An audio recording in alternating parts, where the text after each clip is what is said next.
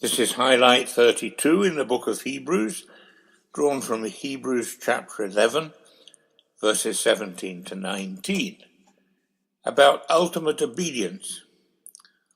It was by faith that Abraham offered Isaac as a sacrifice when God was testing him.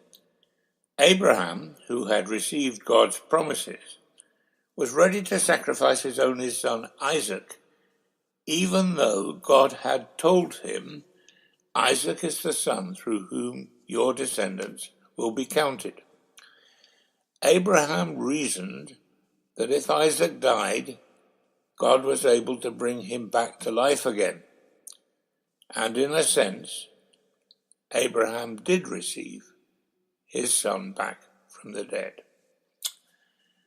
It is impossible to miss out the event referenced in chapter 11, verses 17 to 19, known as the binding of Isaac or the agony, but very hard to say anything sensible about it.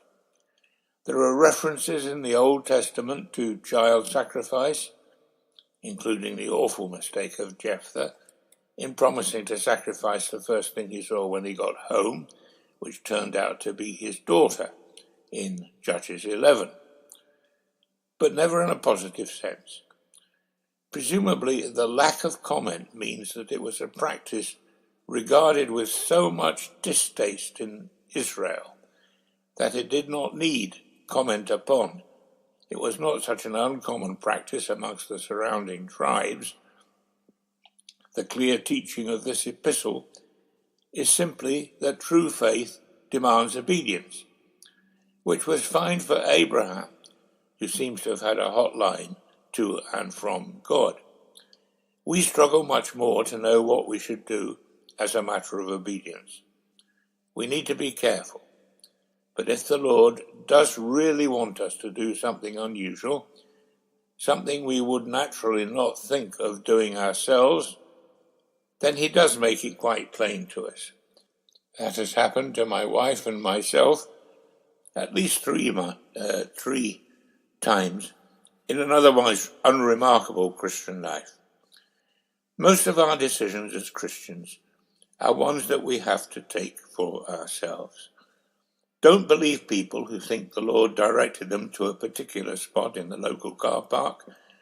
They're trying to make themselves sound very holy and spiritual. But we've been given wonderful minds that enable us to sort out for ourselves where we can park our car and a myriad other everyday decisions. Abraham was tested far beyond anything he might have expected the Lord to require of him. And I wonder what the effect on Isaac was. Probably a strong young teenager with all his life in front of him. He must have been shocked to his very core when he realized what was to happen to him. I wonder, did his mother, Sarah, know what was happening? If so, how terrible it would have been for her. Abraham seems to have assumed that the Lord would give him a way out. He had been told by the Lord that he would have an infinite number of descendants, which this command seemed to put at huge risk. Would Abraham have another son when she was even older?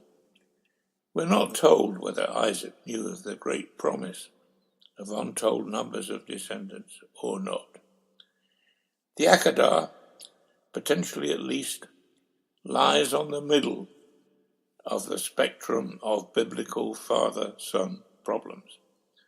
Better in a way are the situations of the deaths of Saul's son, Jonathan, fighting the Philistines beside his father, and of the death of David's son, Absalom, when he challenged his father for the throne of Israel. In neither of those cases was the son actually killed by the father, so they are a little easier. The situation, which was far worse, was what happened to Jesus on the cross. There he not only died, not quite at the actual hands of the Father, but with his full knowledge, agreement, and ability to intervene. not used. Think on that. Meditate on that. Jesus died as Isaac did not, for you and for me, as the one true and all-sufficient sacrifice.